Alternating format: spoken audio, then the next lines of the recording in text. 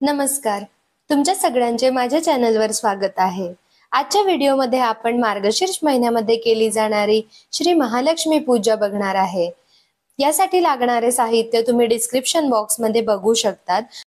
हे व्रत मी यावर्षी पहिल्यांदाच करत आहे, तरी ही व्रत कथा, व्रतविधी, पूजेची मांडणी जास्तीत जास्त लोकांपर्यंत पोहोचावी अशी माझी मनापासून इच्छा आहे. सर्वप्रथम ज्या जागेवरती आपण ही पूजा करणार आहोत ती स्वच्छ झाडून आणि पुसून घ्या. इथे मी अगदी छोटीशी अशी रांगोळी काढली आहे व त्याला आपण हळदी कुंकू अर्पण करणार आहोत. ही पूजा आपण अग्नीच्या साक्षीने करणार आहोत, त्यामुळे इथे सर्वप्रथम आपण एक समई किंवा नसेल तर दिवा प्रज्वलित करून घेणार आहोत. त्यालाही हळदी कुंकू फूल वाहायचे आहे.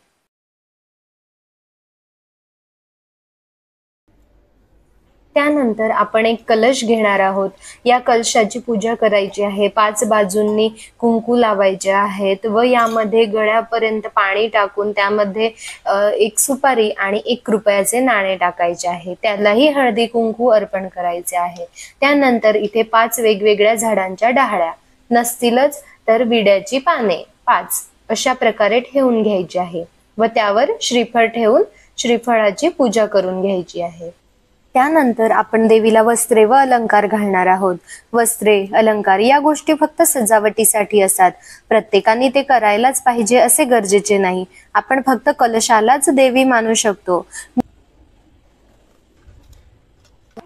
इथे मी देवीला मुखवटा लावून घेतला आहे व नाकात नथ, गळ्याशी ठुशी, मंगळसूत्र, एक लांब माळ घातली आहे.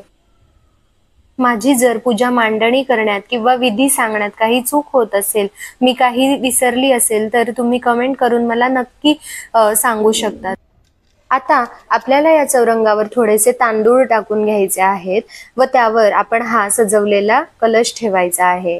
माझ्या या कलशाची हाईट थोडी कमी असल्यामुळे मी आधी प्रथम खाली एक छोटासा बॉक्स ठेवत आहे व त्यावर तांदूळ टाकून कलश ठेवला आहे. तांदळांऐवजी गहू घेतले तरी चालतात. या तांदळांवर आपण अष्टचक्र काढून त्याचीही पूजा करून घेणार आहोत. कलशाची स्थापना करताना देवीचे मुख हे पूर्वेकडे किंवा उत्तरेकडे असेल याची काळजी घ्यावी. यानंतर देवीला आपण छानशी अशी वेणी लावून घेतली आहे. यानंतर मी इथे महालक्ष्मीचा फोटो घेतला आहे व त्यालाही हळदी कुंकू फूल वाहून पूजा करून घेतली आहे. तुमच्याकडे फोटो नसेल तर महालक्ष्मी व्रताचे पुस्तक ठेवले तरी चालेल. पूजा कोणतीही असू दे, सगळ्यात आधी आपण गणपती बाप्पांची पूजा करत असतो. त्यामुळे आजही इथे आपण गणपतीच्या मूर्तीचा अभिषेक करणार आहोत. माझ्याकडे मूर्ती नाहीये म्हणून मी इथे सुपारी घेतली आहे. तर आपल्याला एका ताम्हणामध्ये छोटेसे तांदूळ घेऊन त्यावर सुपारी ठेवायची आहे. तिचा अभिषेक करायचा आहे. तर त्यासाठी 5 वेळा पाणी टाकायचे आहे. त्यानंतर पंचामृत टाकावे व पुन्हा स्वच्छ पाण्याने धुवून घ्यावे. ही पूजा चालू असताना ओम गम गणपते नमः या मंत्राचा जप चालू ठेवावा. आता पळीभर पाण्यात हळदी कुंकू टाकून ते गणपतीला वाहावे व गंधकम स्नानम समर्पयामी असे म्हणावे. अभिषेक झाल्यानंतर सुपारीला एका स्वच्छ कापडाने पुसून घ्यावे. आता आपल्याला देवीच्या मूर्तीचा अभिषेक करायचा आहे. त्यासाठीही सारखंच आधी स्वच्छ पाणी, मग पंचामृत, मग गंधकम असं देवीची मूर्तीही स्वच्छ स्नान करून घ्यायचं आहे व तिलाही पुसून घ्यायचं आहे. देवीसाठी ओम ह्रीं श्री लक्ष्मीभ्यो नमः या मंत्राचा जप करावा. आता इथे मी विड्याची 3 पाने घेतली आहेत. त्यावर थोडेसे तांदूळ टाकून घ्यायचे आहेत. पहिल्या पानावर तांदूळ, त्यावर मग 1 रुपयाचं नाणं, त्यावर 1 सुपारी म्हणजेच ज्याचा आपण अभिषेक केला होता तो गणपती, दुसऱ्या पानावर महालक्ष्मीची मूर्ती, तिसऱ्यावर श्रीयंत्र असे ठेवून घ्यायची आहे. पानाचा देठ देवीकडे व टोक आपल्याकडे असेल याची काळजी घ्यावी. तुम्ही इथे देवीला प्रिय असणाऱ्या वस्तू म्हणजे शंख आणि पिवळ्या कवड्याही ठेवू शकतात. आता आपण श्री महालक्ष्मी व्रताची पोथी ठेवून त्यालाही हळदी कुंकू फूल अर्पण करून पूजा करून घेणार आहोत.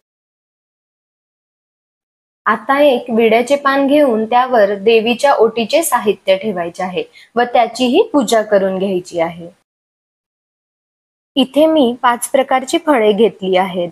जर तुमच्याकडे 5 प्रकारची फळे नसतील तर तुम्ही एकाच प्रकारची 5 फळे घेऊ शकतात व देवीला पाणी ठेवायचे आहेत. देवीला धूप दाखवून आरती करून घ्यायची आहे.